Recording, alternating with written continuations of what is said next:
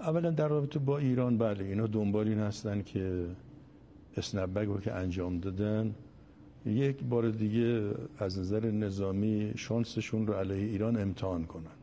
این امکان پذیر هست، هرچند که آمادگی نیروهای مسلح ما با سرعت در حال افزایش هست و این میتونه نقش بازدارنده داشته باشه و حوادثی در خود اسرائیل ممکنه به وجود بیاد که باز این طرحی که اینها علیه ما دارن برای بار دوم خودشون تست کنن باز این انجام نشه. اینا امکان پذیر. یا کاری که میخوان در عراق انجام بدن اگر زودتر از ایران انجام بدن ممکن اونجا توی باطلاقی گرفتار بشن که باز این کار صورت نگیره، ولی جز خواسته هاشون هست. اما آیا موفق میشن؟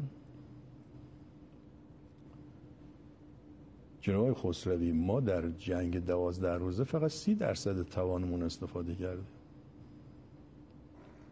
و چون خودمون رو برای جنگ 2 ماهه آماده کرده بودیم ما برخی از موشک‌هامون اصلا به کار نگرفتیم. موشک‌های که رونمایی نکرده بودیم به کار نگرفتیم. اون روز 11 12 شما دیدید سجیل و خرمشهر که اومد پدیده جدیدی بود. چرا؟ چون این موشک اولا از این دیوار آهنین پدافند هوایی رد میشد و سر موشک باز میشد، 80 بمبلت از این در می اومد و به 80 نقطه سرزمین های اشغالی تو سر اسرائیل میخورد و اینا منفجر میشدن.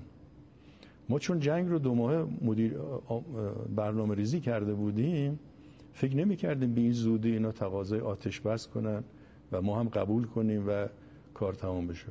مطمئن باشید اگر جنگ 2 ماه طول میکشید امروز خبری از اسرائیل نبود. پس ما 30% بیشتر از توانایی‌هامون رو وارد جنگ نکردیم.